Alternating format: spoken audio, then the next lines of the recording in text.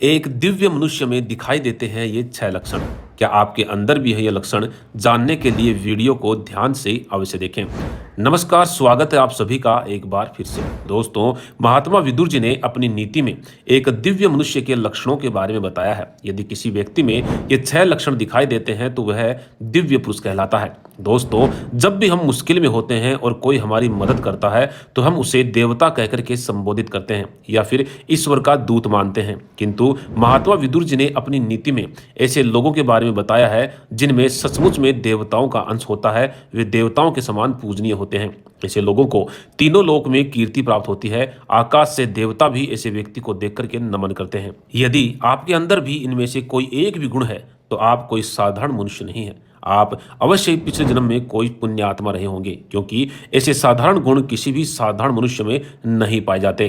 आपका भी सामना कभी ऐसे लोगों से अवश्य ही हुआ होगा या फिर शायद आपके अंदर भी ऐसे गुण हो सकते हैं। तो चलिए जान लेते हैं कि वे ऐसे कौन कौन से गुण होते हैं जो मनुष्य को देवताओं के बराबर पद प्रदान करते हैं। पहला लक्षण है ब्रह्म मुहूर्त में अपने आप नींद का खुलना। दोस्तों, ब्रह्म मुहूर्त में नींद खुलना कोई साधारण बात नहीं है। यह एक अलौकिक संकेत है। यदि आपकी नींद ब्रह्म मुहूर्त में खुलती है, अर्थात 3 से 6 के बीच खुलती है और आपका मन प्रसन्न रहता है, तो आप निश्चित ही कोई दिव्य आत्मा है। आगे चलकर आप अवश्य ही कोई महान कार्य करेंगे, क्योंकि शास्त्रों में कहा गया है कि ब्रह्म मुहूर्त में जागने वाले पर ईश्वरीय कृपा होती है। ऐसे लोग असंभव कार्य को भी संभव बनाने का सामर्थ्य रखते हैं। इनके अंदर प्रबल इच्छा शक्ति और सहन करने की अपार क्षमता होती है, इसलिए ऐसे लोगों को हराना असंभव होता है। दूसरा लक्षण, पर स्त्री माता समान। दोस्तों, इस भौतिक संसार में प्रत्येक मनुष्य काम के वश में फंसा हुआ है। शायद ऐसा कोई होगा जो पराई स्त्री को बुरी नजर से नहीं देखता। वह व्यक्ति तो दिव्य है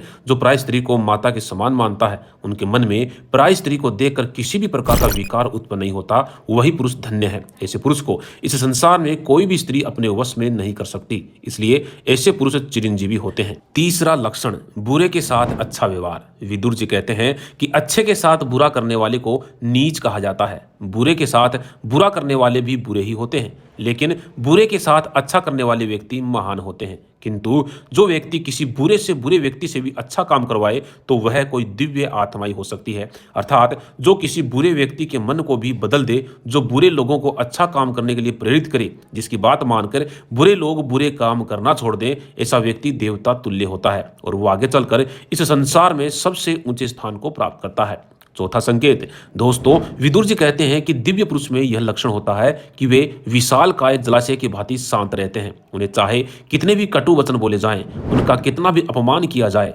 परंतु वे अपनी भाषा की मर्यादा का उल्लंघन कभी नहीं करते। उनकी वाणी में साक्षात मां सरस्वती निवास करती है।